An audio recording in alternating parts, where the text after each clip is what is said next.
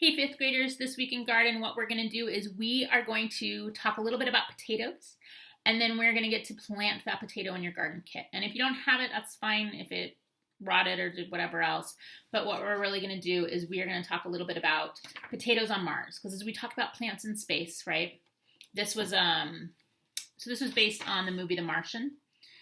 And so if you haven't seen it, it's a fun movie to watch. Basically, there's an astronaut and he gets stranded on Mars and he has potatoes.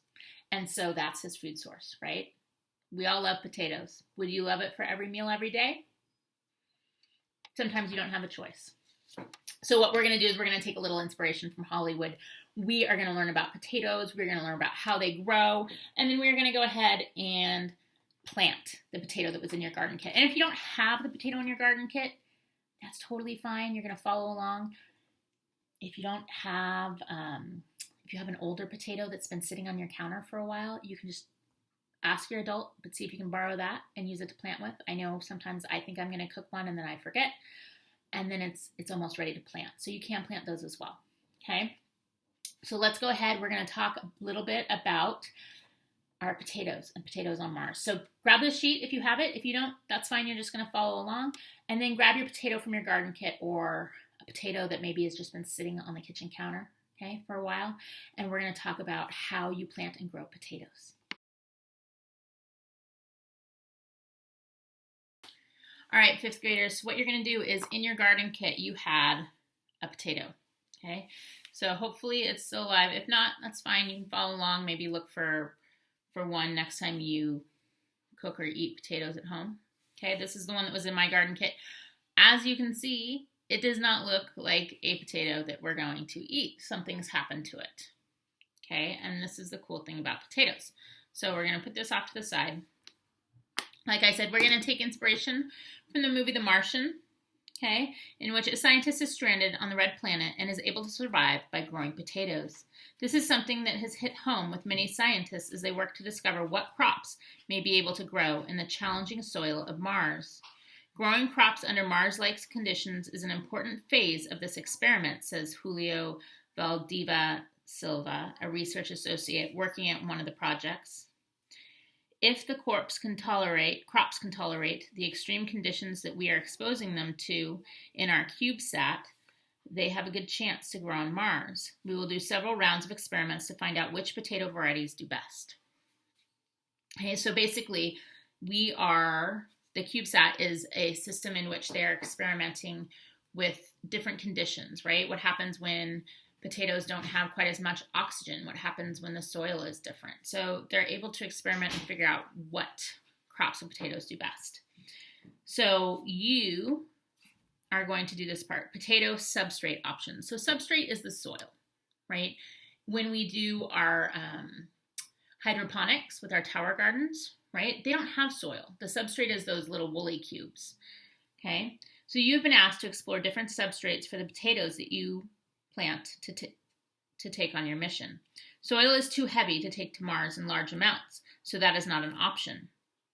What other things do you think may work for growing potatoes? It should be something that allows the potato to grow underground and provide a good amount of light suppression. You will grow one potato in soil and another in the substrate of your choosing, not soil, to see which one sprouts first, and then observe the potatoes as they grow and determine which substrate works best. So, what does this mean? This means, okay, you have one potato. If you have two potatoes, okay, you can do one in the soil and you can do one in a different substrate. So maybe you think packing peanuts might work really, really well. All right, and you're going to bury this in packing peanuts. Maybe you think bark chips, right, or wood chips might do well. Maybe you think mulch might do well. Okay, you're going to use that, and then you're going to say the substrate that I chose was blank. I chose this because, and then you're going to track it. The potato that was in the soil sprouted after X days. The potato that was in the blank sprouted after X days. Okay, and you're going to sketch a potato here. So you can see I gave you a little diagram of how potatoes grow. Okay, so this is how it starts. So you have the potato here. Okay, potatoes grow underground, and so they do grow above ground. This part will grow above ground. So this is the leaf. This is the stem and the leaves. Okay, so when you bury this, you're going to be burying it. Should we bury it with this pointing down? No. Okay, you're going to bury this with the stem and leaves. You can see this has been in the garden kit, and it is still ready to go. You can see the new leaf growing out of that stem. Okay, so what happens when you do plant potatoes is you can take this, okay, and this only has one of these little shoots, but sometimes if you get like a russet potato, which is like a big baked potato, each eye might get one of these, in which case you can cut it up, and each eye that sprouts is a separate part that you plant in the ground. Okay, but so you're going to plant it in the ground, this pointing up, you're going to water it, or the substrate. Okay, you're going to water it, and then you're going to pay attention to as it pops out of that substrate. Okay, and then while it pops up and it grows above ground, you can see in this drawing here, okay, this pops up above ground, and then what happens is it grows more leaves. It grows a plant up top, right? But the potatoes are growing underground. They're growing underneath the soil or in that substrate. Okay, and so you can see it starts out with this one, and then it branches off. Okay, and then it keeps growing more potatoes, and the leaves will get bigger on the top because the leaves are making food from the top, okay, and fueling the growth below ground. All right, so you're going to go ahead and sketch your potato. You're going to use the one in your garden kit as inspiration. Okay, I've got some little dimples on mine. It's kind of wrinkly. I'm going to add some little wrinkles in here. It looks like a old and wrinkly potato. And then it's got this stem, right? And it's kind of pointed at the top. It's got some leaves growing out of it. Okay, this is kind of what my potato looks like now.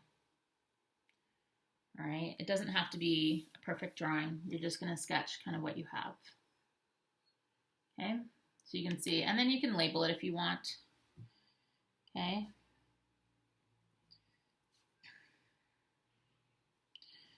And then this is the stem. Maybe some of you have like a little leaf here. Okay, leaf. And then when you bury it, you're going to bury it so that the potato is underground.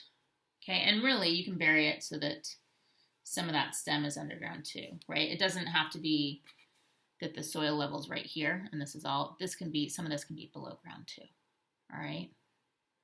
So you're gonna go ahead and plant your thing. So maybe I wanna use bark chips for my substrate because I think they should still not provide a lot of light, right? Because the potato, it likes to be underground.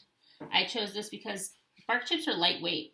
If you had to choose between a bucket of bark chips and a bucket of soil, and you did not want to carry the heavier one, which one would you choose? You would choose the bark chips, right? So on a spaceship, if we took bark chips up, that's probably going to be the easier one to do, okay? And so then you're going to go ahead and plant them and watch. And if you have two, you can compare it. The potato that was planted in the soil sprouted after X days, and the potato in the, so I'm doing bark chips, so I'm going to put bark chips, sprouted after X days, okay? And so then you're going to record it. And then you can keep growing it and harvest your potatoes to eat. You can eat these, okay? As this keeps growing up top, it's going to grow more potatoes down below. This potato will kind of basically shrink away because you don't want to eat this one. It's all wrinkly. This is not the potato to eat, but it will grow new potatoes that you can eat.